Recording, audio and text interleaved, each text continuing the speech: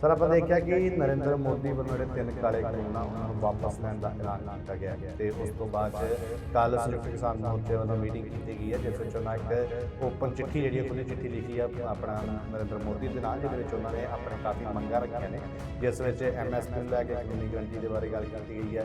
ਤੇ ਇੱਕ ਇਸ ਦੇ ਨਾਲ ਰਿਲੇਟਡ ਹੋਰ ਮੁੱਦਾ ਹੈ ਕਿ ਆਪਣਾ ਜੋ ਪੁਰਾਣੇ ਲੇਬਰ ਕਾਨੂੰਨ ਸੀ ਜੋ ਕਿ ਅੰਗਰੇਜ਼ਾਂ ਦੇ ਟਾਈਮ ਤੋਂ ਚੱਲਦੇ ਆ ਰਹੇ ਸੀ, ਉਹ ਸਾਰੇ ਲਗਭਗ ਖਤਮ ਕਰਕੇ ਤੇ 4 ਕੋਡ ਲਿਆਂਦੇ ਜਾ ਰਹੇ ਨੇ। ਤਾਂ ਇਸ ਸਭ ਬਾਰੇ ਤੁਸੀਂ ਕੀ ਕਹਿਣਾ ਚਾਹੋਗੇ?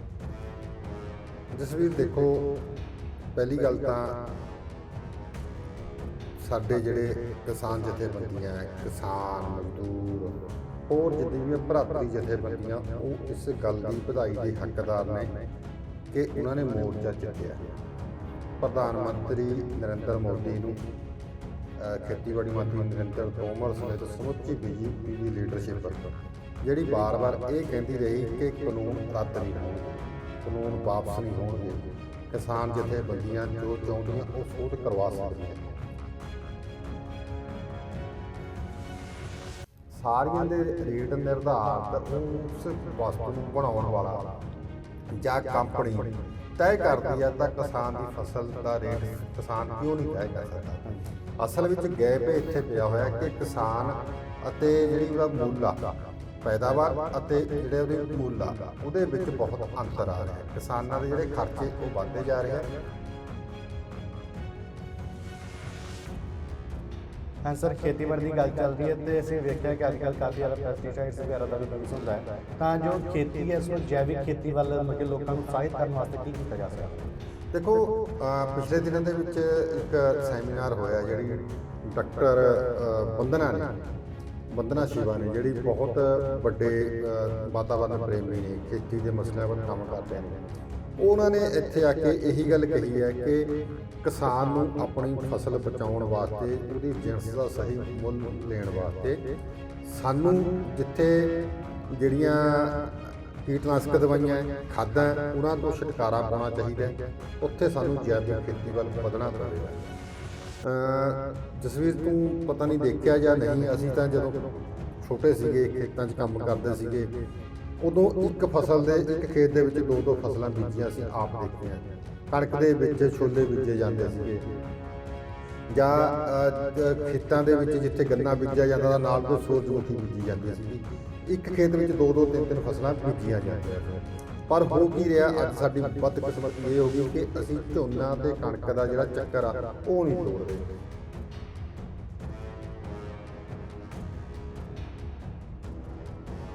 ਸਰ, ਇੱਕ ਇਹ ਗੱਲ ਕੀਤੀ ਕਿ ਝੋਨੇ ਦੇ ਚੱਕਰ 'ਚੋਂ ਬਾਹਰ ਆਉਣਾ ਪਊਗਾ ਪੰਜਾਬ ਦੇ ਕਿਸਾਨਾਂ ਨੂੰ, ਤੇ ਜੇ ਮੰਨ ਲਓ ਕਿ ਜਿਵੇਂ ਹੁਣ ਗੱਲ ਚੱਲ ਰਹੀ ਹੈ ਕਿ ਕਣਕ ਝੋਨੇ ਤੋਂ ਇਲਾਵਾ ਹੋਰ ਕਈ ਫਸਲਾਂ 'ਤੇ MSP ਦੀ ਮੰਗ ਕੀਤੀ ਜਾ ਰਹੀ ਹੈ, ਤੇ ਜੇਕਰ MSP ਮਿਲ ਜਾਂਦੀ ਹੈ ਤੇ ਤੁਹਾਨੂੰ ਲੱਗਦਾ ਕਿ ਝੋਨੇ ਤੋਂ ਇਲਾਵਾ ਹੋਰ ਫਸਲਾਂ 'ਤੇ ਕਿਸਾਨ ਦਾ ਰੁਝਾਨ ਜ਼ਿਆਦਾ ਵਧੇਗਾ? ਬਿਲਕੁਲ। ਦੇਖੋ, ਫਸਲਾਂ ਦਾ ਤਸਵੀਰ ਇਹ ਨਹੀਂ ਹੈਗਾ ਵੀ ਕਿਸਾਨ ਕਰਦੇ ਨਹੀਂ ਹੈਗੇ, ਬਿਲਕੁਲ ਨਹੀਂ ਕਿਸਾਨ ਕਰਦੇ, ਕਿਸਾਨ ਕਰਦੇ ਨੇ। ਬਹੁਤ ਕਿਸਾਨ ਅਜਿਹੇ ਨੇ, ਹੁਣ ਮੈਂ ਦੱਸਦਾ ਤੁਹਾਨੂੰ, ਮੋਹਾਲੀ ਦੇ ਨੇੜੇ ਇੱਕ ਪਿੰਡ ਪੈਂਦਾ ਗਿੱਗੇ ਮਾਜਰਾ ਦੇ ਨੇੜੇ, ਉੱਥੇ ਕਿਸਾਨ ਨੇ ਪਿਛਲੇ ਵਾਰੀ ਜਿਹੜਾ ਹੁਣ ਤੱਕ ਲਗਾਤਾਰ ਉਹ ਕਣਕ ਤੇ ਝੋਨਾ ਬੀਜਦਾ ਰਿਹਾ, ਉਹਨੇ ਪਿਛਲੀ ਵਾਰੀ ਸਰੋਂ ਬੀਜੀ ਆ, ਸਰੋਂ ਬੀਜੀ, ਉਹਨੇ ਸਰੋਂ ਦੇ ਵਿੱਚ ਚੰਗੇ ਪੈਸੇ ਕਮਾਏ, ਔਰ ਉਹ ਹੈਰਾਨ ਹੋ ਗਿਆ ਵੀ ਮੈਨੂੰ ਹੋਰ ਬੀਜਣੀ ਚਾਹੀਦੀ ਹੈ। ਇਸੇ ਤਰ੍ਹਾਂ ਉਹਨੇ ਪਿਆਜ਼ ਬੀਜੇ, 2 ਏਕੜ ਪਿਆਜ਼ ਬੀਜੇ, ਪਿਆਜ਼ਾਂ ਚੰਗੇ ਪੈਸੇ ਕਮਾਏ। ਉਹਨੇ ਮੰਡੀ 'ਚ ਨਹੀਂ ਸੁੱਟੇ, ਮੰਡੀ 'ਚ ਘੱਟ ਸੁੱਟੇ। ਇੱਕ ਉਹਨੇ ਆਪਣਾ ਗਰੁੱਪ ਬਣਾਇਆ ਹੋਇਆ, ਉਹ ਗਰੁੱਪ ਦੇ ਵਿੱਚ ਪਾਉਂਦਾ ਸੀਗਾ ਕਿ ਮੇਰੇ ਕੋਲ ਇਹ ਇੰਨੇ ਆਦਮੀ ਪਏ ਨੇ ਜਾਂ ਇੰਨੇ ਪਿਆਜ਼ ਪਏ ਨੇ, ਸੋਰੀ ਵੀ ਆਹ ਰੇਟ ਆ, ਵੀ ਅੱਜ ਦਾ ਰੇਟ ਇਹ ਆ, ਜੇ ਮੈਂ ਅਗਲੇ 15 ਦਿਨਾਂ ਬਾਅਦ ਵੇਚੂਗਾ ਤਾਂ ਉਹਦਾ ਰੇਟ ਇਹ ਹੋਊਗਾ।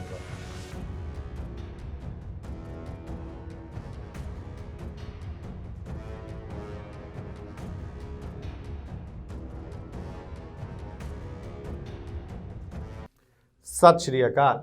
ਪੰਜਾਬ ਸਟਾਰ TV ਦੇਖ ਰਹੇ तमाम ਦਰਸ਼ਕਾਂ ਦਾ ਮੈਂ ਜਸਬੀਰ ਸਿੰਘ ਸਵਾਗਤ ਕਰਦਾ ਹਾਂ। ਤੁਸੀਂ ਦੇਖ ਰਹੇ ਹੋ ਪ੍ਰੋਗਰਾਮ ਸਪੈਸ਼ਲ ਰਿਪੋਰਟ। ਇਸ ਪ੍ਰੋਗਰਾਮ ਵਿੱਚ ਅਸੀਂ ਗੱਲ ਕਰਦੇ ਹਾਂ ਸਿਆਸਤ ਨਾਲ ਜੁੜੇ ਕੁਝ ਅਹਿਮ ਮੁੱਦਿਆਂ ਦੇ ਬਾਰੇ ਵਿੱਚ, ਜਿਨ੍ਹਾਂ ਬਾਰੇ ਵਿਸਥਾਰ ਨਾਲ ਚਰਚਾ ਕਰਨ ਲਈ ਸਾਡੇ ਨਾਲ ਮੌਜੂਦ ਨੇ ਸੀਨੀਅਰ ਪੱਤਰਕਾਰ ਜੈ ਸਿੰਘ ਛਿੱਬਰ ਜੀ। ਸਰ, ਬਹੁਤ-ਬਹੁਤ ਸਵਾਗਤ ਹੈ ਤੁਹਾਡਾ। ਧੰਨਵਾਦ ਜਸਵੀਰ। ਸਰ, ਆਪਾਂ ਦੇਖਿਆ ਕਿ ਨਰਿੰਦਰ ਮੋਦੀ ਵੱਲੋਂ ਜਿਹੜੇ 3 ਕਾਲੇ ਕਾਨੂੰਨ ਆ ਉਹਨਾਂ ਨੂੰ ਵਾਪਸ ਲੈਣ ਦਾ ਐਲਾਨ ਕੀਤਾ ਗਿਆ ਤੇ ਉਸ ਤੋਂ ਬਾਅਦ 'ਚ ਕੱਲ੍ਹ ਸੰਯੁਕਤ ਕਿਸਾਨ ਮੋਰਚੇ ਵੱਲੋਂ ਮੀਟਿੰਗ ਕੀਤੀ ਗਈ ਹੈ, ਜਿਸ ਵਿੱਚ ਉਹਨਾਂ ਇੱਕ ਓਪਨ ਚਿੱਠੀ ਜਿਹੜੀ ਖੁੱਲ੍ਹੀ ਚਿੱਠੀ ਲਿਖੀ ਆ ਆਪਣਾ ਨਰਿੰਦਰ ਮੋਦੀ ਦੇ ਨਾਂ, ਜਿਹਦੇ ਵਿੱਚ ਉਹਨਾਂ ਨੇ ਆਪਣੇ ਕਾਫੀ ਮੰਗਾਂ ਰੱਖੀਆਂ ਨੇ, ਜਿਸ ਵਿੱਚ MSP ਨੂੰ ਲੈ ਕੇ ਕਾਨੂੰਨੀ ਗਰੰਟੀ ਦੇ ਬਾਰੇ ਗੱਲ ਕੀਤੀ ਗਈ ਹੈ। ਤੇ ਇੱਕ ਇਸ ਦੇ ਨਾਲ ਰਿਲੇਟਡ ਹੋਰ ਮੁੱਦਾ ਹੈ ਕਿ ਆਪਣਾ ਜੋ ਪੁਰਾਣੇ ਲੇਬਰ ਕਾਨੂੰਨ ਸੀ, ਜੋ ਕਿ ਅੰਗਰੇਜ਼ਾਂ ਦੇ ਟਾਈਮ ਤੋਂ ਚੱਲਦੇ ਆ ਰਹੇ ਸੀ, ਉਹ ਸਾਰੇ ਲਗਭਗ ਖਤਮ ਕਰਕੇ ਤੇ 4 ਕੋਡ ਲਿਆਂਦੇ ਜਾ ਰਹੇ ਨੇ। ਤਾਂ ਇਸ ਸਭ ਬਾਰੇ ਤੁਸੀਂ ਕੀ ਕਹਿਣੋਗੇ? ਜਸਵੀਰ ਦੇਖੋ, ਪਹਿਲੀ ਗੱਲ ਤਾਂ ਸਾਡੇ ਜਿਹੜੇ ਕਿਸਾਨ ਜਥੇਬੰਦੀਆਂ, ਕਿਸਾਨ ਮਜ਼ਦੂਰ, ਹੋਰ ਜਿੰਨੀ ਵੀ ਭਰਾਤਰੀ ਜਥੇਬੰਦੀਆਂ, ਉਹ ਇਸ ਗੱਲ ਦੀ ਵਧਾਈ ਦੇ ਹੱਕਦਾਰ ਨੇ ਕਿ ਉਹਨਾਂ ਨੇ ਮੋਰਚਾ ਜਿੱਤਿਆ। ਪ੍ਰਧਾਨ ਮੰਤਰੀ ਨਰਿੰਦਰ ਮੋਦੀ ਨੂੰ, ਖੇਤੀਬਾੜੀ ਮੰਤਰੀ ਨਰਿੰਦਰ ਤੋਮਰ ਸਮੇਤ ਸਮੁੱਚੀ BJP ਦੀ ਲੀਡਰਸ਼ਿਪ ਜਿਹੜੀ ਵਾਰ-ਵਾਰ ਇਹ ਕਹਿੰਦੀ ਰਹੀ ਕਿ ਕਾਨੂੰਨ ਰੱਦ ਨਹੀਂ ਹੋਣਗੇ, ਕਾਨੂੰਨ ਵਾਪਸ ਨਹੀਂ ਹੋਣਗੇ, ਕਿਸਾਨ ਜਥੇਬੰਦੀਆਂ ਜੋ ਚਾਹੁੰਦੀਆਂ ਉਹ ਸੋਧ ਕਰਵਾ ਸਕਦੀਆਂ, ਪਰ ਆਖਰ 19 ਤਰੀਕ ਨੂੰ ਜਗਤ ਗੁਰੂ ਬਾਬਾ ਨਾਨਕ ਦੇਵ ਦੇ ਪ੍ਰਕਾਸ਼ ਪੁਰਬ 'ਤੇ ਪ੍ਰਧਾਨ ਮੰਤਰੀ ਨੇ 3 ਕਾਨੂੰਨ ਜਿਹੜੇ ਵਾਪਸ ਲੈਣ ਦਾ ਐਲਾਨ ਕਰ ਦਿੱਤਾ। ਕੌਮ ਦੇ ਨਾਲ ਇੱਕ ਸੰਦੇਸ਼ ਦਿੰਦੇ ਆ। ਗੱਲ ਇਹ ਨਹੀਂ ਕਿ ਪ੍ਰਧਾਨ ਮੰਤਰੀ ਨੇ ਉਸ ਦਿਨ ਪ੍ਰਕਾਸ਼ ਪੁਰਬ ਦੇ ਦਿਨ ਇਹ 3 ਕਾਨੂੰਨ ਵਾਪਸ ਲੈ ਕੇ ਬਾਬੇ ਨਾਨਕ ਦੀ ਕਿਰਤ ਦੀ ਜਿਹੜੀ ਗੱਲ ਕੀਤੀ ਆ, ਬਾਬਾ ਨਾਨਕ ਜੋ ਕਿਰਤ ਦੀ ਸੁਨੇਹਾ ਦਿੰਦਾ ਰਿਹਾ, ਨਾਮ ਜਪਣ ਦੀ ਗੱਲ ਕਰਦੇ ਆ, ਵੰਡ ਛਕਣ ਦੀ ਗੱਲ ਕਰਦੇ ਆ, ਉਸ ਦਿਨ ਉਹਨੇ ਕਾਨੂੰਨ ਵਾਪਸ ਲੈਣ ਦਾ ਪੰਜਾਬੀਆਂ ਨੂੰ, ਸਿੱਖਾਂ ਨੂੰ, ਕਿਸਾਨਾਂ ਨੂੰ ਇੱਕ ਸੰਬੋਧਨ ਕੀਤਾ ਹੈ ਕਿ ਮੈਂ ਵਾਪਸ ਲੈ ਰਿਹਾ। ਸਵਾਲ ਇਹ ਪੈਦਾ ਹੁੰਦਾ ਹੈ ਕਿ ਜਿਹੜੀਆਂ 2022 ਦੀਆਂ ਚੋਣਾਂ ਆ ਰਹੀਆਂ ਨੇ ਪੰਜਾਬ ਦੇ ਵਿੱਚ ਤੇ ਯੂਪੀ ਦੇ ਵਿੱਚ, ਉਹਦੇ ਬਾਰੇ ਜਿੱਥੇ ਸਰਕਾਰ ਨੂੰ ਫੀਡਬੈਕ ਮਿਲ ਰਹੀ ਸੀ ਕਿ ਇਹਦੇ ਵਿੱਚ ਜਿਹੜਾ ਕਿਸਾਨੀ ਸੰਘਰਸ਼ ਆ ਇਹ ਬਹੁਤ ਵੱਡੀ ਨਕਾਰਾਤਮਕ ਭੂਮਿਕਾ ਨਿਭਾ ਸਕਦਾ ਹੈ BJP ਵਾਸਤੇ। ਡੇ ਬਾਈ ਡੇ ਜਿਹੜੀ ਕਿਸਾਨ ਅੰਦੋਲਨ ਦਾ ਸਿਖਰ ਵੱਲ ਵੱਧਦਾ ਗਿਆ। ਹੁਣ ਜਿਵੇਂ ਕਿ 26 ਤਰੀਕ ਨੂੰ ਸਾਲ ਹੋਣਾ ਇਹਦਾ ਕਿਸਾਨੀ ਸੰਘਰਸ਼ ਦਾ, ਜਿਹੜੇ ਦਿੱਲੀ ਦੀਆਂ ਬਰੂਹਾਂ 'ਤੇ ਬੈਠੇ ਨੇ, ਭਾਵੇਂ ਕਿ ਅੰਦੋਲਨ ਦਾ ਸਾਲ ਵੱਧ ਹੋ ਚੁੱਕਿਆ, ਪਰ ਦਿੱਲੀ ਦੇ ਵਿੱਚ ਜਿਹੜਾ ਮੋਰਚਾ ਲਾਇਆ ਉਹ 25 ਤਰੀਕ ਨੂੰ 1 ਸਾਲ ਆ ਜਿਹੜਾ ਉਹ ਪੂਰਾ ਹੋਣਾ, ਪਰ ਉਹ ਤੋਂ ਪਹਿਲਾਂ ਹੀ ਕਾਨੂੰਨ ਆ ਜਿਹੜਾ ਵਾਪਸ ਲੈਣ ਦਾ ਐਲਾਨ ਕਰ ਦਿੱਤਾ ਹੈ।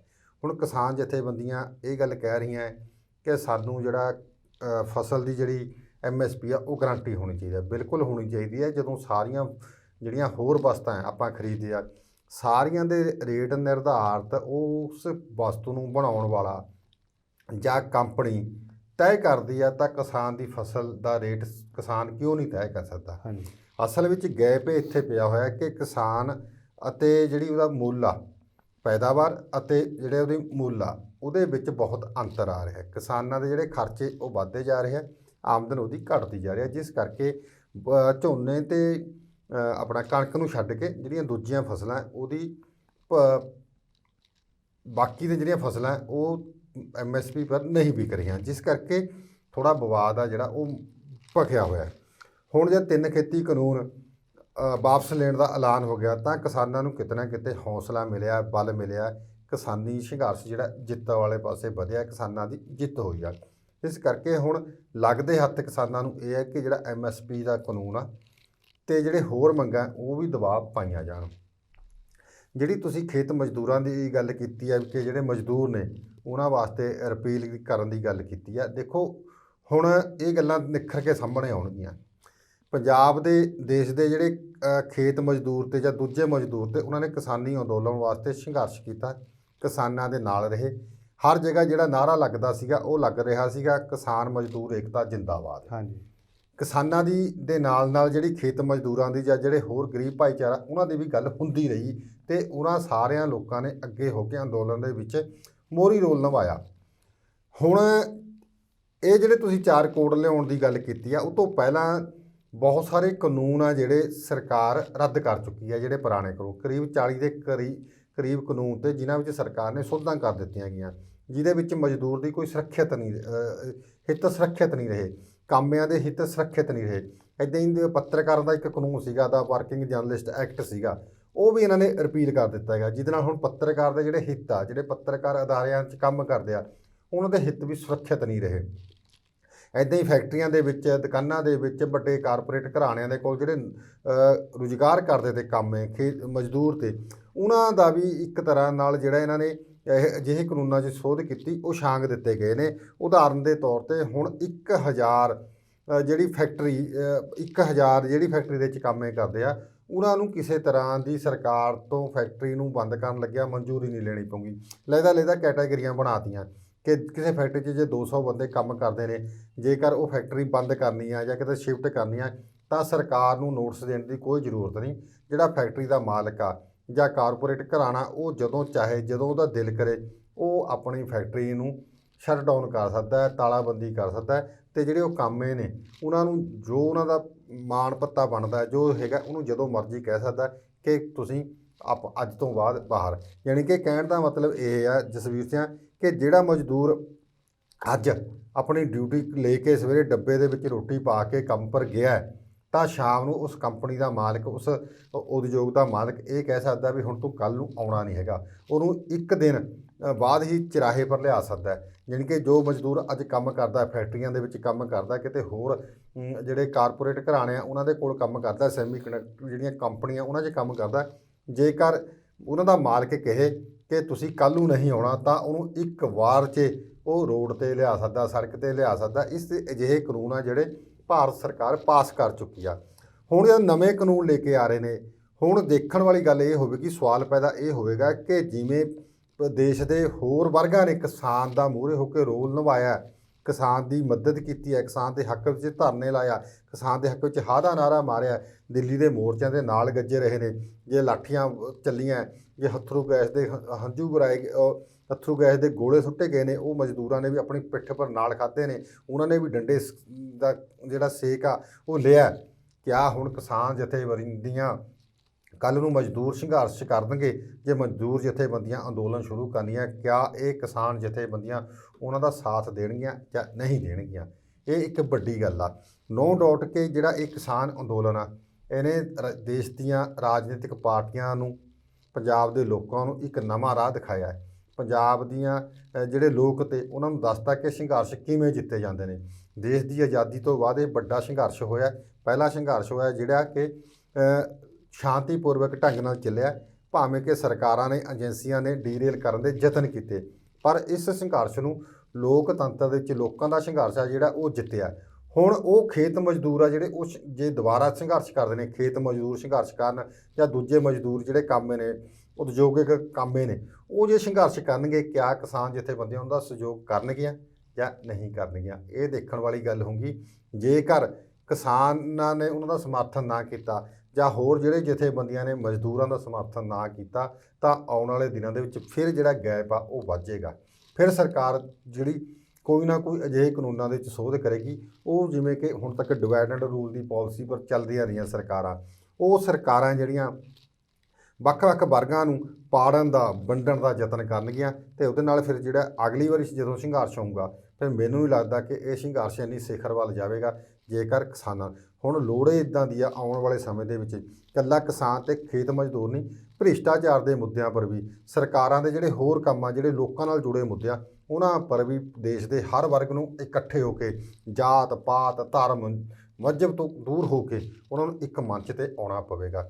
ਜਿੱਦਣ ਕਿਸਾਨ ਜਥੇਬੰਦੀਆਂ ਨੇ ਹੁਣ ਇਹ ਸੰਘਰਸ਼ ਜਿੱਤਿਆ, ਹੁਣ ਜਿੱਦਣ ਕਿਸਾਨ, ਖੇਤ ਮਜ਼ਦੂਰ, ਮੁਲਾਜ਼ਮ, ਵਿਦਿਆਰਥੀ, ਹੋਰ ਜਿਹੜੇ ਸਰਕਾਰ ਤੋਂ ਸਤਾਏ ਹੋਏ ਲੋਕ ਨੇ, ਇਹ ਜਾ ਕੇ ਤਹਿਸੀਲਾਂ ਘੇਰਨਗੇ, ਡਿਪਟੀ ਕਮਿਸ਼ਨਰ ਦੇ ਦਫ਼ਤਰ ਘੇਰਨਗੇ, ਐਸਡੀਐਮ ਦੇ ਦਫ਼ਤਰ ਘੇਰਨਗੇ ਕਿ ਭ੍ਰਿਸ਼ਟਾਚਾਰ ਬੰਦ ਹੋਣਾ ਚਾਹੀਦਾ ਹੈ। ਜਿਹੜੇ ਦਫ਼ਤਰ ਆ ਉਹ 9 ਵਜੇ ਖੁੱਲ੍ਹਣੇ ਚਾਹੀਦੇ ਆ, 5 ਵਜੇ ਬੰਦ ਹੋਣੇ ਚਾਹੀਦੇ ਆ। ਅਫਸਰਾਂ ਦੀ, ਮੁਲਾਜ਼ਮਾਂ ਦੀ ਡਿਊਟੀ ਲਗਾਤਾਰ ਰੈਗੂਲਰ ਹੋਣੀ ਚਾਹੀਦੀ ਆ, ਉਹਨਾਂ ਦੀ ਹਾਜ਼ਰੀ ਆ ਜਿਹੜੀ ਦਫ਼ਤਰਾਂ ਦੇ ਵਿੱਚ ਹੋਣੀ ਚਾਹੀਦੀ ਆ। ਭ੍ਰਿਸ਼ਟਾਚਾਰ ਬੰਦ ਹੋਣਾ ਚਾਹੀਦਾ, ਬਿਨਾਂ ਪੈਸੇ ਦਿੱਤੇ ਕੰਮ ਹੋਣਾ ਚਾਹੀਦਾ। ਇਹਨਾਂ ਸਾਰਿਆਂ ਨੂੰ ਹੁਣ ਉਸ ਅੰਦੋਲਨ ਵਾਲੇ ਪਾਸੇ ਵੀ ਵਧਣਾ ਪਵੇਗਾ ਕਿ ਪੰਜਾਬ ਦੀ ਨੌਜਵਾਨੀ ਨੂੰ ਬਚਾਉਣ ਵਾਲੇ ਪਾਸੇ ਵਧਣਾ ਪਵੇਗਾ, ਖੇਤੀ ਸੁਧਾਰਾਂ ਦੇ ਵਿੱਚ ਯਤਨ ਕਰਨ ਵਾਲੇ ਪਾਸੇ ਵਧਣਾ ਪਵੇਗਾ। ਸਾਡੇ ਪੰਜਾਬ ਦੇ ਨੌਜਵਾਨ ਆ ਜਿਹੜੇ ਵਿਦੇਸ਼ਾਂ ਨੂੰ ਭਰ ਕੇ ਜਹਾਜ਼ ਆ ਰਿਹਾ, ਉਹਨੂੰ ਰੋਕਣ ਵਾਸਤੇ, ਉਹਨਾਂ ਦਾ ਰੁਜ਼ਗਾਰ ਦੇ ਪ੍ਰਬੰਧ ਜਿਹੜੇ ਇੱਥੇ ਕਰਨ ਵਾਸਤੇ ਉਸ ਪਾਸੇ ਵੱਲ ਵਧਣਾ ਪਵੇਗਾ, ਰੁਜ਼ਗਾਰ ਦੀ ਗਰੰਟੀ ਵਾਲੇ ਪਾਸੇ ਵਧਣਾ ਪਵੇਗਾ, ਸਿੱਖਿਆ ਸੁਧਾਰਾਂ ਵਾਲੇ ਪਾਸੇ ਵਧਣਾ ਪਵੇਗਾ। ਇਹ ਸਾਰੇ ਹੁਣ ਯਤਨ ਆ ਜਿਹੜੇ ਉਹ ਕਰਨੇ ਪੈਣਗੇ ਇਕੱਠੇ ਹੋ ਕੇ ਸਾਰੇ ਲੋਕਾਂ ਨੂੰ। ਜਿਵੇਂ ਖੇਤੀ ਕਾਨੂੰਨ ਵਾਲੇ ਮਸਲੇ ਪਰ ਸਰਕਾਰਾਂ ਨੂੰ ਝੁਕਣ ਲਈ ਮਜਬੂਰ ਕੀਤਾ, ਉਹਨਾਂ ਲੋਕਾਂ ਨੂੰ ਝੁਕਣ ਲਈ ਮਜਬੂਰ ਕੀਤਾ ਜਿਹੜੇ ਕਹਿੰਦੇ ਕਦੇ ਝੁਕਦੇ ਨਹੀਂ, ਉਹਨਾਂ ਲੋਕਾਂ ਨੂੰ ਵੀ ਝੁਕਾਇਆ। ਉੱਦਾਂ ਹੀ ਹੁਣ ਉਹਨਾਂ ਲੋਕਾਂ ਨੂੰ ਅਗਲਾ ਸੰਘਰਸ਼ ਆ ਜਿਹੜਾ ਭ੍ਰਿਸ਼ਟਾਚਾਰ ਦੇ ਖਿਲਾਫ ਤੇ ਨਸ਼ਿਆਂ ਦੇ ਖਿਲਾਫ ਕਰਨਾ ਪਵੇਗਾ। ਉਹਨਾਂ ਲੋਕਾਂ ਨੂੰ ਘੇਰਨਾ ਪਵੇਗਾ ਜਿਵੇਂ ਉਹਨਾਂ ਨੇ ਖੇਤੀ ਦੇ ਮੁੱਦੇ ਪਰ ਲੋਕਾਂ ਨੂੰ ਘੇਰਿਆ, ਆਗੂਆਂ ਨੂੰ ਘੇਰਿਆ, ਉਹਨਾਂ ਨੂੰ ਝੰਡੇ ਦਿਖਾਏ ਨੇ, ਮੁਰਦਾਬਾਦ ਜਿੰਦਾਬਾਦ ਕਰੀ ਆ। ਉਵੇਂ ਹੀ ਪੰਜਾਬ ਦੇ ਲੋਕਾਂ ਦੀਆਂ ਜਿਹੜੀਆਂ ਬਾਕੀ ਪੱਖ ਦੇ ਮਸਲੇ ਨੇ, ਪੱਖ ਦੀਆਂ ਸਮੱਸਿਆਵਾਂ ਨੇ, ਉਹਦੀਆਂ ਮੰਗਾਂ ਨੇ, ਲੋਕ ਹਿੱਤ ਦੇ ਉਹਨਾਂ ਮੁੱਦਿਆਂ ਪਰ ਵੀ ਹੁਣ ਲੋਕਾਂ ਨੂੰ ਇਕੱਠੇ ਹੋ ਕੇ ਆਪਣੇ ਸਿਆਸੀ ਨੇਤਾਵਾਂ ਦਾ ਘਿਰਾਓ ਕਰਨਾ ਪਊਗਾ, ਅਫਸਰਾਂ ਦਾ ਘਿਰਾਓ ਕਰਨਾ ਪਊਗਾ, ਤਾਂ ਹੀ ਤੁਹਾਨੂੰ ਜਿਹੜਾ ਭ੍ਰਿਸ਼ਟਾਚਾਰ ਤੋਂ ਨਿਜਾਤ ਮਿਲ ਸਕਦੀ ਹੈ। ਹਾਂ ਸਰ, ਖੇਤੀਬਾੜੀ ਦੀ ਗੱਲ ਚੱਲ ਰਹੀ ਹੈ ਤੇ ਅਸੀਂ ਵੇਖਿਆ ਕਿ ਅੱਜ ਕੱਲ੍ਹ ਕਾਫੀ ਜ਼ਿਆਦਾ ਪੈਸਟੀਸਾਈਡਸ ਵਗੈਰਾ ਦਾ ਵੀ ਯੂਜ਼ ਹੁੰਦਾ ਹੈ, ਤਾਂ ਜੋ ਖੇਤੀ ਹੈ ਉਸਨੂੰ ਜੈਵਿਕ ਖੇਤੀ ਵੱਲ ਮਤਲਬ ਕਿ ਲੋਕਾਂ ਨੂੰ ਉਤਸ਼ਾਹਿਤ ਕਰਨ ਵਾਸਤੇ ਕੀ ਕੀਤਾ ਜਾ ਸਕਦਾ? ਦੇਖੋ, ਪਿਛਲੇ ਦਿਨਾਂ ਦੇ ਵਿੱਚ ਇੱਕ ਸੈਮੀਨਾਰ ਹੋਇਆ ਜਿਹੜੀ ਡਾਕਟਰ ਬੰਦਨਾ ਸ਼ਿਵਾ ਨੇ, ਜਿਹੜੀ ਬਹੁਤ ਵੱਡੇ ਵਾਤਾਵਰਨ ਪ੍ਰੇਮੀ ਨੇ, ਖੇਤੀ ਦੇ ਮਸਲਿਆਂ ਪਰ ਕੰਮ ਕਰਦੇ ਨੇ। ਉਹਨਾਂ ਨੇ ਇੱਥੇ ਆ ਕੇ ਇਹੀ ਗੱਲ ਕਹੀ ਹੈ ਕਿ ਕਿਸਾਨ ਨੂੰ ਆਪਣੀ ਫਸਲ ਬਚਾਉਣ ਵਾਸਤੇ, ਉਹਦੀ ਜਿਣਸ ਦਾ ਸਹੀ ਮੁੱਲ ਲੈਣ ਵਾਸਤੇ ਸਾਨੂੰ ਜਿੱਥੇ ਜਿਹੜੀਆਂ ਕੀਟਨਾਸ਼ਕ ਦਵਾਈਆਂ, ਖਾਦਾਂ, ਉਹਨਾਂ ਤੋਂ ਛੁਟਕਾਰਾ ਪਾਉਣਾ ਚਾਹੀਦਾ, ਉੱਥੇ ਸਾਨੂੰ ਜੈਵਿਕ ਖੇਤੀ ਵੱਲ ਵਧਣਾ ਪਵੇਗਾ। ਜਸਵੀਰ, ਤੂੰ ਪਤਾ ਨਹੀਂ ਦੇਖਿਆ ਜਾਂ ਨਹੀਂ, ਅਸੀਂ ਤਾਂ ਜਦੋਂ ਛੋਟੇ ਸੀਗੇ ਖੇਤਾਂ 'ਚ ਕੰਮ ਕਰਦੇ ਸੀਗੇ, ਉਦੋਂ ਇੱਕ ਖੇਤ ਦੇ ਵਿੱਚ 2-2 ਫਸਲਾਂ ਬੀਜੀਆਂ ਅਸੀਂ ਆਪ ਦੇਖੀਆਂ।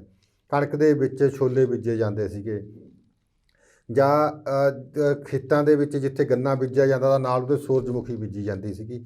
ਇੱਕ ਖੇਤ ਵਿੱਚ 2-2 3-3 ਫਸਲਾਂ ਬੀਜੀਆਂ ਜਾਂਦੀਆਂ ਸੀ। ਪਰ ਹੋ ਕੀ ਰਿਹਾ, ਅੱਜ ਸਾਡੀ ਬਦਕਿਸਮਤੀ ਇਹ ਹੋ ਗਈ ਕਿ ਅਸੀਂ ਝੋਨਾ ਤੇ ਕਣਕ ਦਾ ਜਿਹੜਾ ਚੱਕਰ ਆ ਉਹ ਨਹੀਂ ਤੋੜਦੇ। ਕਿਸਾਨ ਨੇ ਜਿਹੜੀ ਆਪਾਂ ਇਹ ਨਹੀਂ ਕਹਿੰਦੇ ਵੀ ਮਿਹਨਤ ਕਰਨੀ ਛੱਡ ਦਿੱਤੀ, ਕਿਸਾਨ ਥੋੜ੍ਹਾ ਜਿਹਾ ਸੌਖਾ ਹੋ ਗਿਆ ਵੀ ਇੱਕ ਵਾਰੀ ਕਣਕ ਨੂੰ ਛਿੱਟਾ ਦਿੱਤਾ, ਚਲੋ ਵਿਹਲਾ ਹੋ ਗਿਆ, 2-4 ਵਾਰੀ ਪਾਣੀ ਲਾਏ, 5 ਵਾਰੀ ਪਾਣੀ ਲਾਏ, ਰੇਹ ਸੱਟਿਆ, ਇੱਦਾਂ ਇੱਕ ਵਾਰੀ ਜੀਰੀ ਦਾ ਜਿਹੜਾ ਕੱਦੂ ਕੀਤਾ, ਲਵਾਇਆ, ਉਹ ਤੋਂ ਬਾਅਦ ਵਿਹਲੇ, ਬਸ 3 ਮਹੀਨੇ 4 ਮਹੀਨੇ ਬਾਅਦ ਉਹ ਕਣਕ ਜਿਹੜੀ ਪੱਕ ਗਈ ਜਾਂ ਜੀਰੀ ਪੱਕ ਗਈ, ਖੇਤਾਂ 'ਚ ਗੇੜੇ ਮਾਰਿਆ, ਵੱਢ ਕੇ ਮੰਡੀ ਵਿੱਚ ਵੇਚ ਆਏ। ਉਸ ਪਾਸੇ ਵੱਲ ਵੱਧ ਕੇ ਕਿਸਾਨਾਂ ਨੇ ਖੁਦ ਜਿਹੜੀ ਆਪਣੀਆਂ ਹੋਰ ਫਸਲਾਂ ਲਾਉਣੀਆਂ ਸੀ, ਉਹਦੇ ਵੱਲ ਫਸਲ ਤੋਂ ਮੁਨਕਰ ਹੋਣ ਲੱਗ ਗਏ ਜਾਂ ਪਿੱਛੇ ਹਟ ਗਏ। ਸਾਡੇ ਦੇਸ਼ ਦੇ ਵਿੱਚ ਜਿਹੜੀਆਂ ਤੇਲ ਵਾਲੀਆਂ ਜਿਹੜੀਆਂ ਵਸਤਾਂ ਦੀ ਜ਼ਰੂਰਤ ਆ, ਜੇ ਮੈਂ ਦੇਖਿਆ ਤਾਂ 3 ਲੱਖ ਹੈਕਟੇਅਰ ਜਿਹੜੀ ਸਾਨੂੰ ਸਰੋਂ ਦੀ ਜ਼ਰੂਰਤ ਆ। ਪਰ ਅਸੀਂ ਪਿਛਲੇ ਦਿਨਾਂ ਦੇ ਵਿੱਚ ਵਿਧਾਨ ਸਭਾ ਦੇ ਵਿੱਚ ਕੈਪਟਨ ਅਮਰਿੰਦਰ ਸਿੰਘ ਨੇ ਅੰਕੜਾ ਪੇਸ਼ ਕੀਤਾ ਸੀਗਾ, ਜਿਹੜੇ ਦੱਸ ਰਹੇ ਸੀਗੇ ਕਿ 37,000 ਦੇ ਕਰੀਬ ਜਿਹੜਾ ਏਕੜ ਆ ਉਹਦੇ ਵਿੱਚ ਸਰੋਂ ਬੀਜੀ ਜਾਂਦੀ ਹੈ, ਜਦ ਕਿ ਚਾਹੀਦੀ ਆ ਸਾਨੂੰ 3 ਲੱਖ ਹੈਕਟੇਅਰ ਦੇ ਕਰੀਬ। ਇਸ ਕਰਕੇ ਹੋਰ ਮੱਕੀ ਆ ਜਿਹੜੀ ਉਹਦੇ ਥੱਲੇ ਸਾਡਾ ਰਕਬਾ ਘਟਦਾ ਜਾ ਰਿਹਾ। ਸਾਨੂੰ ਫਸਲਾਂ ਜਿਹੜੀਆਂ ਉਹ ਬੀਜਣ ਦੀ ਜ਼ਰੂਰਤ ਆ ਜਿਨ੍ਹਾਂ ਦੀ ਨਿੱਤ ਦੀ ਵਰਤੋਂ ਵਿੱਚ ਆ ਰਹੀਆਂ ਨੇ, ਜਿਨ੍ਹਾਂ ਦੇ ਰੇਟ ਸਾਨੂੰ ਵੱਧ ਮਿਲ ਸਕਦੇ ਆ। ਦੁੱਖਦਾਈ ਗੱਲ ਇਹ ਹੈ ਕਿ ਕਿਸਾਨ ਜੇਕਰ ਗੰਨੇ ਕਿੰਨੀ ਪੈਂਦਾ ਤਾਂ ਸਾਰੇ ਕਿਸਾਨ ਗੰਨੇ ਵਾਲੇ ਪਾਸੇ ਪੈ ਜਾਂਦੇ ਆ, ਜੇ ਸਬਜ਼ੀਆਂ ਕਿੰਨੀ ਪੈਂਦਾ ਸਬਜ਼ੀਆਂ ਕਿੰਨੀ, ਜੇ ਇੱਕ ਕਿਸਾਨ ਨੇ ਆਲੂ ਬੀਜ ਲਏ, ਉਹਨੂੰ ਚੰਗਾ ਭਾਅ ਮਿਲ ਗਿਆ, ਅਗਲੀ ਫਸਲ ਆ ਜਿਹੜੀ ਆਲੂਆਂ ਦੀ ਹੋ ਜਾਣੀ ਜਾਂ ਗੋਭੀ ਦੀ ਹੋ ਜਾਣੀ। ਕਿਸਾਨਾਂ ਨੂੰ ਆਪਣੇ ਏਰੀਏ ਜਿਹੜੇ ਵੰਡ ਕੇ ਕਰਨੇ ਚਾਹੀਦੇ ਆ। ਮੰਨ ਲਓ ਇੱਕ ਕਿਸਾਨ ਕੋਲ 10 ਏਕੜ ਆ, ਤੁਹਾਨੂੰ ਇਹ ਮੰਨ ਲੈਣਾ ਚਾਹੀਦਾ ਵੀ 1 ਏਕੜ ਦੇ ਵਿੱਚ ਉਹ ਮਟਰ ਲਾਉਣਗੇ, 1 ਏਕੜ ਦੇ ਵਿੱਚ ਆਲੂ ਲਾਉਣਗੇ, 1 ਏਕੜ ਦੇ ਵਿੱਚ ਗੰਨਾ ਲਾਉਣਗੇ। ਇੱਦਾਂ ਵੰਡ ਕੇ ਫਸਲਾਂ ਬੀਜਣੀਆਂ ਪੈਣਗੀਆਂ। ਉਹਦੇ ਨਾਲ ਫਾਇਦਾ ਹੋਊਗਾ, ਜਿਹੜੀਆਂ ਘਰ ਦੇ ਵਿੱਚ ਰੋਜ਼ ਦੀਆਂ ਜ਼ਰੂਰਤ ਆਉਣ ਵਾਲੀਆਂ ਚੀਜ਼ਾਂ, ਸਬਜ਼ੀਆਂ, ਦਾਲਾਂ, ਉਹ ਵੀ ਆਪਣੇ ਘਰ 'ਚੋਂ ਮਿਲਣਗੀਆਂ। ਅੱਜ ਸਾਡੇ ਵਾਸਤੇ ਦੁੱਖ ਦੀ ਗੱਲ ਜਿਹੜੀ ਇਹ ਆ ਕਿ ਅੱਜ ਅਸੀਂ ਜਿਹੜਾ ਪੁਦੀਨਾ ਤੇ ਧਨੀਆ ਉਹ ਵੀ ਬਾਜ਼ਾਰੋਂ ਖਰੀਦਣ ਜਾ ਰਿਹਾ। ਨਹੀਂ ਅੱਗੇ ਮੋਟਰਾਂ ਪਰ ਹਰੀਆਂ ਸਬਜ਼ੀਆਂ, ਟਮਾਟਰ, ਹਰੀਆਂ ਮਿਰਚਾਂ, ਪੁਦੀਨਾ ਤੇ ਧਨੀਆ ਆਮ ਲੱਗਿਆ ਰਹਿੰਦਾ। ਜਿਹੜੀਆਂ ਘੀਆ ਦੀਆਂ ਬੇਲਾਂ ਤੀਆਂ ਉਹ ਚੜੀਆਂ ਰਹਿੰਦੀਆਂ ਤੀਆਂ, ਕੱਦੂ ਦੀਆਂ ਬੇਲਾਂ ਜਿਹੜੀਆਂ ਇੱਕ ਦੇ ਵਿੱਚ ਉੱਗਦੀਆਂ ਸੀਗੀਆਂ, ਜਦੋਂ ਲਾਏ ਗੰਨੇ ਦਾ ਮੁੱਢ ਹੁੰਦਾ ਸੀਗਾ ਉੱਥੇ ਬੀਜਦੇ ਸੀਗੇ ਘੀਆ ਦੀਆਂ ਬੇਲਾਂ। ਇਹ ਸਾਰੀਆਂ ਚੀਜ਼ਾਂ ਉਹ ਅਸੀਂ ਉਹਨਾਂ ਤੋਂ ਦੂਰ ਹੋ ਗਏ। ਇੱਕ ਦੇ ਵਿੱਚ ਦੀ ਮੈਂ ਗੱਲ ਕਰਦਾ, ਉਹਦੇ 'ਚ ਭਿੰਡੀ ਤੋਰੀ ਲਾਉਂਦੇ ਸੀਗੇ। ਇਹ ਅਸੀਂ ਜਿਹੜੀ ਜੈਵਿਕ ਖੇਤੀ ਸੀਗੀ, ਮਿਸ਼ਰਣ ਖੇਤੀ ਦੀ ਗੱਲ ਕਰੀਏ, ਸਾਨੂੰ ਉਸ ਪਾਸੇ ਵੱਲ ਦੁਬਾਰਾ ਵਧਣਾ ਪਵੇਗਾ। ਇਹੀ ਡਾਕਟਰ ਬੰਦਨਾ ਸ਼ਿਵਾ ਕੱਲ੍ਹ ਕਹਿ ਕੇ ਵੀ ਗਏ ਨੇ ਕਿ ਸਾਨੂੰ ਜਿਹੜੀਆਂ ਕੀਟਨਾਸ਼ਕ ਦਵਾਈਆਂ ਉਹ ਤੋਂ ਵੀ ਦੂਰ ਹੋਣਾ ਪਊਗਾ। ਉਹਦੇ ਨਾਲ ਜਿਹੜੀ ਧਰਤੀ ਮਾਂ ਦੀ ਕੁੱਖ ਆ ਉਹ ਵੀ ਕੈਂਸਰ ਦੇ ਰੋਗੀ ਹੋ ਗਈ। ਜਿਵੇਂ ਮਨੁੱਖ ਆ ਜਿਹੜਾ ਕੈਂਸਰ ਦਾ ਸ਼ਿਕਾਰ ਹੋ ਰਿਹਾ, ਖਾਸ ਕਰਕੇ ਨਰਮਾ ਪੱਟੀ ਦੇ ਵਿੱਚ ਜਿਵੇਂ ਕੈਂਸਰ ਟ੍ਰੇਨ ਚੱਲ ਰਹੀ ਆ ਬੀਕਾਨੇਰ ਨੂੰ, ਉੱਦਾਂ ਹੀ ਜਿਹੜੀ ਧਰਤੀ ਆ ਉਹਨੂੰ ਵੀ ਅਸੀਂ ਕੈਂਸਰ ਦੇ ਰੋਗੀ ਬਣਾ ਦਿੱਤਾ ਗਿਆ। ਸਾਨੂੰ ਜਿਹੜੀਆਂ ਕੀਟਨਾਸ਼ਕ ਦਵਾਈਆਂ ਉਹਦੀ ਵਰਤੋਂ ਆ ਉਹ ਘੱਟ ਕਰਨੀ ਪਵੇਗੀ। ਕਿਤੇ ਨਾ ਕਿਤੇ ਅਸੀਂ ਆਪਣਾ ਅਣਗਹਿਲੀ ਦੇ ਵਿੱਚ ਹੀ, ਲਾਪਰਵਾਹੀ ਦੇ ਨਾਲ ਖੁਦ ਆਪਣੇ ਆਪ ਨੂੰ ਬਿਮਾਰੀਆਂ ਵਾਲੇ ਪਾਸੇ ਧੱਕਦੇ ਜਾ ਰਹੇ ਆ। ਇਸ ਕਰਕੇ ਸਾਨੂੰ ਬਚਣ ਦੀ ਜ਼ਰੂਰਤ ਆ। ਖਾਸ ਕਰਕੇ ਇੱਕ ਵੱਡੀ ਗੱਲ ਇਹ ਆ ਜਿਹੜੀ ਡਾਕਟਰ ਬੰਦਨਾ ਸ਼ਿਵਾ ਨੇ ਕਹੀ ਕਿ ਕਿਸਾਨਾਂ ਨੂੰ ਜੈਵਿਕ ਖੇਤੀ ਦੇ ਨਾਲ ਜਿਹੜੀ ਆਪਣੀਆਂ ਫਸਲਾਂ ਉਹ ਬੀਜਦੇ ਨੇ ਉਹਨਾਂ ਦੀਆਂ ਖੁਦ ਦੁਕਾਨਾਂ ਖੋਲ੍ਹਣੀਆਂ ਪੈਣਗੀਆਂ। ਜਦੋਂ ਆਪਣੀਆਂ ਦੁਕਾਨਾਂ ਖੋਲ੍ਹਣਗੇ ਉਹਨਾਂ ਨਾਲ ਸਿੱਧਾ ਜਿਹੜੇ ਖਪਤਕਾਰ ਨੇ ਜਿਹੜੇ ਲੋਕ ਨੇ ਉਹਨਾਂ ਨਾਲ ਸਿੱਧਾ ਰਾਬਤਾ ਕਰਨਾ ਪਵੇਗਾ। ਇਹਦੇ ਨਾਲ ਫਾਇਦਾ ਕੀ ਹੋਵੇਗਾ, ਜਿੱਥੇ ਤੱਕ ਕਿਸਾਨਾਂ ਨੂੰ ਜਿਹੜੀ ਉਹਦੀ ਫਸਲ ਆ ਉਹਦਾ ਸਹੀ ਭਾਅ ਮਿਲੇਗਾ, ਉੱਥੇ ਜਿਹੜੇ ਸਾਹਮਣੇ ਖਪਤਕਾਰ ਨੇ ਉਹਨਾਂ ਨੂੰ ਵੀ ਸਸਤੀ ਚੀਜ਼ਾਂ ਮਿਲਣਗੀਆਂ। ਹੁਣ ਉਦਾਹਰਨ ਦੇਖੋ ਤੁਸੀਂ, ਆਲੂ ਦਾ ਰੇਟ ਕਿਸਾਨ ਨੂੰ 2 ਰੁਪਏ 3 ਰੁਪਏ 5 ਰੁਪਏ ਪ੍ਰਤੀ ਕਿਲੋ ਮਿਲਦਾ ਹੈ। ਜਦੋਂ ਮਾਰਕੀਟ ਦੇ ਵਿੱਚ ਆਉਂਦਾ ਉਹ ਜਾ ਕੇ ਜਿਹੜਾ ਖਪਤਕਾਰ ਨੇ ਲੋਕ ਨੇ ਉਹਨਾਂ ਨੂੰ 10 ਰੁਪਏ ਕਿਲੋ 15 ਰੁਪਏ ਕਿਲੋ 20 ਰੁਪਏ ਕਿਲੋ ਮਿਲਦੇ ਆ। ਜੇ ਉਹੀ ਕਿਸਾਨ ਸਿੱਧੀ ਆਪ ਲਿਆ ਕੇ ਦੁਕਾਨ ਦੇ ਉੱਪਰ ਰੱਖ ਕੇ ਆਪ ਸਿੱਧੇ ਵੇਚਣ, ਕਿਸਾਨ ਸਿੱਧੀਆਂ ਵੇਚਣ, ਤਾਂ ਉਹਦੇ ਨਾਲ ਹੋ ਸਕਦਾ ਵੀ ਉਹ 10 ਰੁਪਏ ਕਿਲੋ ਤੱਕ ਕਿਸਾਨ ਨੂੰ ਉਹਦਾ ਫਾਇਦਾ ਵਿਕ ਸਕਦੀ ਆ, ਫਾਇਦਾ ਹੋ ਸਕਦਾ। ਨਾਲ ਦੀ ਨਾਲ ਜਿਹੜਾ ਦੁਕਾਨਦਾਰ ਆ, ਜਿੱਥੇ ਦੂਜੇ ਦੁਕਾਨਦਾਰ ਆ, ਉਹ ਵੀ ਫਿਰ ਇਹ ਸੋਚਣਗੇ ਕਿ ਕਿਸਾਨ ਤੋਂ ਸਿੱਧੀ ਫਸਲ ਆ, ਜਿਹੜੇ ਵਿੱਚ ਦੇ ਮੀਡੀਏਟਰ ਆ ਉਹਨਾਂ ਨੂੰ ਹਟਾਇਆ ਜਾ ਸਕਦਾ। ਜਿਹੜੇ ਖਪਤਕਾਰ ਨੇ ਉਹਨਾਂ ਨੂੰ ਵੀ ਉਹ ਚੀਜ਼ ਸਸਤੀ ਮਿਲ ਸਕਦੀ ਆ। ਕਿਤੇ ਨਾ ਕਿਤੇ ਅਜਿਹੀਆਂ ਵਾਲੇ ਪਾਸੇ, ਖੇਤੀ ਵਾਲੇ ਪਾਸੇ, ਜਿਹਨੂੰ ਲਾਹੇਵੰਦ ਧੰਦਾ ਬਣਾਉਣ ਵਾਸਤੇ ਕਿਸਾਨਾਂ ਨੂੰ ਆਪਣੀ ਹੁਣ ਜਿਹੜੀ ਈਗੋ ਤਿਆਗ ਕੇ, ਜਿਹੜੀ ਮੈਂ ਕਹਿੰਦਾ ਵੀ ਉਹਨੂੰ ਆਪਣਾ ਜਿਹੜੇ ਸ਼ੌਂਕ ਆ ਜਾਂ ਆਪਣੇ ਆਪ ਨੂੰ ਜਿਹੜਾ ਸਖਾਲਾ ਉਹਨਾਂ ਨੇ ਇੰਨਾ ਕਰ ਲਿਆ, ਉਹਨੂੰ ਛੱਡ ਕੇ ਖੁਦ ਕਿਰਤ ਵਾਲੇ ਪਾਸੇ ਵਧਣਾ ਪਊਗਾ। ਕਿਰਤ ਆ ਜਿਹੜੀ ਉਹ ਕਰਨੀ ਪਵੇਗੀ। ਸਾਨੂੰ ਜਿਹੜੀ ਖੇਤੀ ਆ ਦੂਜਿਆਂ 'ਤੇ ਹੁਣ ਨਿਰਭਰ ਨਹੀਂ ਰਹਿਣਾ ਪਵੇਗਾ ਕਿ ਅਸੀਂ ਇੱਕ ਕਿਸਾਨ ਨੇ 2-4 ਨੌਕਰ ਰੱਖ ਕੇ ਉਹਨਾਂ ਨੂੰ ਜੋ ਕੁਛ ਕਰਦੇ ਕਰੀ ਜਾਣਦੇ। ਕਿਸਾਨ ਨੂੰ ਨਾਲ ਲੱਗ ਕੇ 2-3 ਫਸਲਾਂ ਜਿਹੜੀਆਂ ਇੱਕ ਖੇਤ ਵਿੱਚੋਂ ਲੈਣੀਆਂ ਪਵੇਗੀਆਂ। ਝੋਨੇ ਦੇ ਚੱਕਰ ਦੇ ਵਿੱਚੋਂ ਸਾਨੂੰ ਬਾਹਰ ਨਿਕਲਣਾ ਪਵੇਗਾ, ਕਿਉਂਕਿ ਝੋਨੇ ਨੇ ਜਿੱਥੇ ਸਾਨੂੰ ਕੈਂਸਰ ਵਰਗੀਆਂ ਬਿਮਾਰੀਆਂ ਦਿੱਤੀਆਂ, ਹੋਰ ਬਹੁਤ ਸਾਰਾ ਸਾਡਾ ਨੁਕਸਾਨ ਕੀਤਾ, ਉੱਥੇ ਕਿਤੇ ਨਾ ਕਿਤੇ ਸਾਡਾ ਜਿਹੜਾ ਪਾਣੀ ਆ ਧਰਤੀ ਹੇਠਲਾ ਉਹ ਵੀ ਬਹੁਤ ਨੀਵੇਂ ਕਰ ਦਿੱਤੇ ਗਿਆ। ਪੰਜਾਬ ਦੇ ਵਿੱਚ ਜਿਹੜੇ 68 ਦੇ ਕਰੀਬ ਅਜਿਹੇ ਬਲਾਕ ਨੇ ਜਿਹੜੇ ਡਾਰਕ ਜ਼ੋਨ ਮਤਲਬ ਘੋਸ਼ਿਤ ਕੀਤੇ ਗਏ ਨੇ, ਜਿਨ੍ਹਾਂ ਦਾ ਵਿੱਚ ਪਾਣੀ ਬਹੁਤ ਹੱਦ ਤੱਕ ਥੱਲੇ ਚਲੇ ਗਿਆ। ਕਿਸਾਨ ਹਰੇਕ ਸਾਲ ਕੋਈ ਉਹ ਕਿਸਾਨ ਆ ਜਿਹਨੂੰ ਆਪਣੀ ਮੋਟਰ ਦਾ ਜਿਹੜਾ ਬੋਰ ਆ ਉਹ ਡੂੰਘਾ ਨਾ ਕਰਾਉਣਾ ਪਵੇ। ਕਿਸਾਨਾਂ ਨੂੰ ਪਾਣੀ ਕੱਢਣ ਵਾਸਤੇ ਸਮਰਸੀਬਲ ਮੋਟਰਾਂ ਜਿੱਥੇ ਲਗਾਈਆਂ ਉਹਨਾਂ ਦੇ ਬੋਰ ਆ ਜਿਹੜੇ ਸਾਲ 2 ਸਾਲ 3 ਸਾਲ ਬਾਅਦ ਫਿਰ ਡੂੰਘੇ ਕਰਾਉਣੇ ਪੈਂਦੇ ਨੇ। ਅਸੀਂ ਆਖਰ ਕਦੋਂ ਤੱਕ ਪਿੱਛੇ ਹਟੋਂਗੇ, ਕਦੋਂ ਤੱਕ ਅਸੀਂ ਅਜਿਹਾ ਕਰਦੇ ਹੋਵਾਂਗੇ? ਸਾਨੂੰ ਪਾਣੀ ਬਚਾਉਣ ਵਾਲੇ ਪਾਸੇ ਵੀ ਵਧਣਾ ਪਵੇਗਾ। ਜੇ ਅਸੀਂ ਆਪਣੇ ਸੱਚਮੁੱਚ ਅਸੀਂ ਆਪਣੇ ਗੁਰੂਆਂ ਦਾ ਉਪਦੇਸ਼ ਮੰਨਦੇ ਨੇ, ਸਾਨੂੰ ਤਾਂ ਬਾਬੇ ਨਾਨਕ ਨੇ ਇਹੀ ਗੱਲ ਕਹੀ ਆ, ਪਵਨ ਗੁਰੂ ਪਾਣੀ ਪੀਤਾ ਮਾਤਾ ਧਰਤ ਮਹੱਤ। ਸਾਨੂੰ ਧਰਤੀ ਨੂੰ ਵੀ ਬਚਾਉਣਾ ਪਵੇਗਾ, ਪਾਣੀ ਨੂੰ ਵੀ ਬਚਾਉਣਾ ਪਵੇਗਾ, ਹਵਾ ਨੂੰ ਵੀ ਬਚਾਉਣਾ ਪਵੇਗਾ। ਜੇ ਅਸੀਂ ਆਪਣੇ ਇਹ ਤਿੰਨਾਂ ਚੀਜ਼ਾਂ ਨੂੰ ਬਚਾ ਕੇ ਰੱਖੋਗੇ ਤਾਂ ਅਸੀਂ ਖੁਦ ਨਿਰੋਗ ਹੋ ਜਾਵਾਂਗੇ। ਅਸੀਂ ਖੁਦ ਕਈ ਤਰ੍ਹਾਂ ਦੀਆਂ ਬਿਮਾਰੀਆਂ ਅਸੀਂ ਖੁਦ ਸਹੇੜੀਆਂ। ਸਾਨੂੰ ਆਪਣੇ ਆਪ ਵਾਸਤੇ ਸਾਨੂੰ ਆਪਣੀ ਖੇਤੀ ਦਾ ਜਿਹੜਾ ਕੰਮ ਕਰਨ ਦਾ ਢੰਗ ਤਰੀਕਾ ਉਹਦੇ ਵਿੱਚ ਵੀ ਚੇਂਜ ਕਰਨਾ ਪਵੇਗਾ। ਸਾਨੂੰ ਆਪਣੀ ਰਹਿਣੀ ਸਹਿਣੀ ਵੀ ਜਿਹੜੀ ਉਹਦੇ ਵਿੱਚ ਵੀ ਸੁਧਾਰ ਕਰਨਾ ਪਊਗਾ। ਸਾਰੇ ਸਿਸਟਮ ਦੇ ਵਿੱਚ ਵੱਡੇ ਸੁਧਾਰ ਦੇ ਯਤਨਾਂ ਦੀ ਜ਼ਰੂਰਤ ਹੈ। ਹਾਂ ਸਰ, ਇੱਕ ਤੁਸੀਂ ਗੱਲ ਕੀਤੀ ਕਿ ਝੋਨੇ ਦੇ ਚੱਕਰ 'ਚੋਂ ਬਾਹਰ ਆਉਣਾ ਪਊਗਾ ਪੰਜਾਬ ਦੇ ਕਿਸਾਨਾਂ ਨੂੰ। ਅਤੇ ਜੇ ਮੰਨ ਲਓ ਕਿ ਜਿਵੇਂ ਹੁਣ ਗੱਲ ਚੱਲ ਰਹੀ ਹੈ ਕਿ ਕਣਕ ਝੋਨੇ ਤੋਂ ਇਲਾਵਾ ਹੋਰ ਕਈ ਫਸਲਾਂ 'ਤੇ MSP ਦੀ ਮੰਗ ਕੀਤੀ ਜਾ ਰਹੀ ਹੈ, ਅਤੇ ਜੇਕਰ MSP ਮਿਲ ਜਾਂਦੀ ਹੈ ਤਾਂ ਤੁਹਾਨੂੰ ਲੱਗਦਾ ਕਿ ਝੋਨੇ ਤੋਂ ਇਲਾਵਾ ਹੋਰ ਫਸਲਾਂ 'ਤੇ ਫਿਰ ਕਿਸਾਨਾਂ ਦਾ ਰੁਝਾਨ ਜ਼ਿਆਦਾ ਵਧੇਗਾ? ਬਿਲਕੁਲ। ਦੇਖੋ, ਫਸਲਾਂ ਦਾ ਤਸਵੀਰ ਇਹ ਨਹੀਂ ਹੈਗਾ ਵੀ ਕਿਸਾਨ ਕਰਦੇ ਨਹੀਂ ਹੈਗੇ, ਬਿਲਕੁਲ ਨਹੀਂ ਕਿਸਾਨ ਕਰਦੇ। ਕਿਸਾਨ ਕਰਦੇ ਨੇ, ਬਹੁਤ ਕਿਸਾਨ ਅਜਿਹੇ ਨੇ। ਹੁਣ ਮੈਂ ਦੱਸਦਾ ਤੁਹਾਨੂੰ, ਆ ਮੋਹਾਲੀ ਦੇ ਨੇੜੇ ਇੱਕ ਪਿੰਡ ਪੈਂਦਾ ਗਿੱਗੇ ਮਾਜਰਾ ਦੇ ਨੇੜੇ, ਉੱਥੇ ਕਿਸਾਨ ਨੇ ਪਿਛਲੇ ਵਾਰੀ ਜਿਹੜਾ ਹੁਣ ਤੱਕ ਲਗਾਤਾਰ ਉਹ ਕਣਕ ਅਤੇ ਝੋਨਾ ਬੀਜਦਾ ਰਿਹਾ। ਉਹਨੇ ਪਿਛਲੀ ਵਾਰੀ ਸਰੋਂ ਬੀਜੀ ਆ, ਸਰੋਂ ਬੀਜੀ, ਉਹਨੇ ਸਰੋਂ ਦੇ ਵਿੱਚ ਚੰਗੇ ਪੈਸੇ ਕਮਾਏ ਔਰ ਉਹ ਹੈਰਾਨ ਹੋ ਗਿਆ ਵੀ ਮੈਨੂੰ ਹੋਰ ਬੀਜਣੀ ਚਾਹੀਦੀ ਸੀ। ਇਸੇ ਤਰ੍ਹਾਂ ਉਹਨੇ ਪਿਆਜ਼ ਬੀਜੇ, 2 ਏਕੜ ਪਿਆਜ਼ ਬੀਜੇ, ਪਿਆਜ਼ਾਂ 'ਚ ਚੰਗੇ ਪੈਸੇ ਕਮਾਏ। ਉਹਨੇ ਮੰਡੀ 'ਚ ਨਹੀਂ ਸੁੱਟੇ, ਮੰਡੀ 'ਚ ਘੱਟ ਸੁੱਟੇ। ਇੱਕ ਉਹਨੇ ਆਪਣਾ ਗਰੁੱਪ ਬਣਾਇਆ ਹੋਇਆ, ਉਹ ਗਰੁੱਪ ਦੇ ਵਿੱਚ ਪਾਉਂਦਾ ਸੀਗਾ ਕਿ ਮੇਰੇ ਕੋਲ ਇਹ ਇੰਨੇ ਆਲੂ ਪਏ ਨੇ ਜਾਂ ਇੰਨੇ ਪਿਆਜ਼ ਪਏ ਨੇ, ਸੌਰੀ, ਵੀ ਆਹ ਰੇਟ ਆ, ਵੀ ਅੱਜ ਦਾ ਰੇਟ ਇਹ ਆ, ਜੇ ਮੈਂ ਅਗਲੇ 15 ਦਿਨਾਂ ਬਾਅਦ ਵੇਚੂੰਗਾ ਤਾਂ ਉਹਦਾ ਰੇਟ ਇਹ ਹੋਊਗਾ। ਉਸ ਬੰਦੇ ਨੇ ਚੰਗੀ ਕਮਾਈ ਕੀਤੀ ਆ। ਇੱਦਾਂ ਹੀ ਉਹਨੇ ਸਰੋਂ ਦਾ ਜਿਹੜੇ ਤੇ ਆ, ਇੱਦਾਂ ਹੀ ਕਈ ਲੋਕ ਇਹੋ ਜਿਹੇ ਨੇ ਜਿਹੜੇ ਹਲਦੀ ਵੇਚ ਰਹੇ ਨੇ, ਹਲਦੀ ਵੇਚ ਰਹੇ ਨੇ, ਹਲਦੀ ਪੀਸੀਓ ਵੀ ਵੇਚਦੇ ਨੇ, ਸੁੱਕੀ ਵੀ ਵੇਚਦੇ ਨੇ। ਸਾਨੂੰ ਸਿਸਟਮ ਵਾਲੇ ਪਾਸੇ ਨੂੰ ਵਧਣਾ ਪਊਗਾ। ਸਾਨੂੰ ਆਪਣੇ ਜਿਹੜੇ ਪਿੰਡਾਂ ਦੇ ਵਿੱਚ ਲੋਕ ਨੇ, ਜੇ ਸਾਰੇ ਨਹੀਂ ਉੱਠਦੇ, ਇੱਕ ਪਿੰਡ ਦੇ ਵਿੱਚ ਇੱਕ ਕਿਸਾਨੇ ਸ਼ੁਰੂਆਤ ਕਰ ਲਵੇ, 2 ਕਿਸਾਨੇ ਸ਼ੁਰੂਆਤ ਕਰ ਲਵੇ। ਆਪਣੇ ਜਿਹੜੇ ਸ਼ਹਿਰ ਦੇ ਨੇੜੇ ਆ ਲੋਕ, ਹੁਣ ਪਿੰਡਾਂ ਦੇ ਵਿੱਚ ਜਿਹੜੇ ਲੋਕ ਨੇ, ਕਿਸਾਨ ਨੇ, ਦੋਜੀ ਨੇ, ਉਹ ਦੁੱਧ ਪਾਉਣ ਵੀ ਤਾਂ ਆਉਂਦੇ ਨੇ। ਦੁੱਧ ਵੀ ਤਾਂ ਸ਼ਹਿਰ ਦੇ ਲੋਕਾਂ ਤੋਂ ਲੈਂਦੇ ਆ। ਜੇ ਉਹ ਇੱਕ ਇਹੋ ਜਿਹੇ ਲੋਕਾਂ ਦੀ ਲਿਸਟ ਬਣਾ ਲਵੇ ਕਿ ਤੁਸੀਂ ਸਾਨੂੰ ਦੱਸੋ ਤੁਸੀਂ ਰੋਜ਼ ਦੀ ਰਸੋਈ ਦੇ ਵਿੱਚ ਕੀ ਕੀ ਵਰਤਦੇ ਆ, ਆਲੂ ਹਰੇਕ ਬੰਦਾ ਵਰਤਦਾ, ਪਿਆਜ਼ ਹਰੇਕ ਬੰਦਾ ਵਰਤਦਾ, ਲਸਣ ਹਰੇਕ ਬੰਦਾ ਵਰਤਦਾ, ਦਾਲਾਂ ਛੋਲੇ ਹਰੇਕ ਬੰਦਾ ਵਰਤਦਾ, ਰਾਜਮਾ ਹਰੇਕ ਬੰਦਾ ਵਰਤਦਾ, ਹੋਰ ਸਬਜ਼ੀਆਂ ਇੱਕ ਬੰਦਾ ਲਿਸਟ ਬਣਾ ਲਵੇ ਵੀ ਸਾਡੇ ਸਾਲ ਦੇ ਕਿੰਨੇ ਤੁਹਾਨੂੰ ਆਲੂ ਚਾਹੀਦੇ ਆ ਜੀ, ਕਿੰਨੇ ਤੁਹਾਨੂੰ ਪਿਆਜ਼ ਚਾਹੀਦੇ ਆ, ਕਿਹੜੀ ਕਿਹੜੀ ਫਸਲ ਚਾਹੀਦੀ, ਉਹਦੇ ਹਿਸਾਬ ਨਾਲ ਬੰਦਾ ਇੱਕ ਲਿਸਟ ਬਣਾ ਲਵੇ ਵੀ ਤੁਹਾਨੂੰ ਜੀ ਇਹ ਰੇਟ ਦੇ ਹਿਸਾਬ ਨਾਲ ਦੇਵਾਂਗੇ, ਅਸੀਂ ਦੇਵਾਂਗੇ ਸ਼ੁੱਧ, ਬਿਨਾਂ ਤੁਹਾਨੂੰ ਕੀਟਨਾਸ਼ਕ ਦਵਾਈਆਂ ਦੇ ਦੇਵਾਂਗੇ। ਤਾਂ ਕੁਛ ਨਾ ਕੁਛ ਕਿਸਾਨ ਨੂੰ ਲੱਗ ਜੂਗਾ ਕਿ ਮੇਰੀ ਇੰਨੀ ਕੁ ਫਸਲ ਆ ਜਿਹੜੀ ਹੋਵੇਗੀ, ਇੰਨੀ ਕੁ ਫਸਲ ਹੈ ਮੇਰੀ ਜਿਹੜੀ ਉਹ ਵਿਕ ਜਾਵੇਗੀ। ਕਿਸਾਨ ਨੂੰ ਥੋੜ੍ਹੀ ਮਿਹਨਤ ਕਰਨੀ ਪਵੇਗੀ।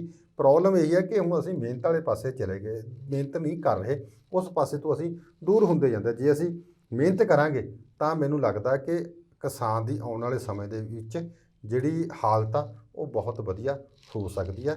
ਇਹੀ ਕਾਰਨ ਆ ਕਿ ਜਿਹੜੀਆਂ ਵੱਡੇ ਕਾਰਪੋਰੇਟ ਘਰਾਣੇ ਨੇ ਉਹ ਕਿਸਾਨਾਂ ਤੋਂ ਘੱਟ ਰੇਟ 'ਤੇ ਚੀਜ਼ਾਂ ਲੈਂਦੇ ਆ, ਉਹਨਾਂ ਨੂੰ ਉਸੇ ਤਰ੍ਹਾਂ ਸੋਧ ਕੇ ਦੁਬਾਰਾ ਥੋੜ੍ਹਾ ਬਹੁਤਾ ਪੈਕਟ ਕਰਕੇ ਦੇ ਵਿੱਚ ਡੱਬਿਆਂ ਦੇ ਵਿੱਚ ਬੰਦ ਲਿਆ ਕੇ ਉਹੀ ਚੀਜ਼ਾਂ ਹੁੰਦੀਆਂ ਨਾ, ਹਾਂਜੀ ਵੇਚਦੇ ਤਾਂ ਉਹੀ ਆ।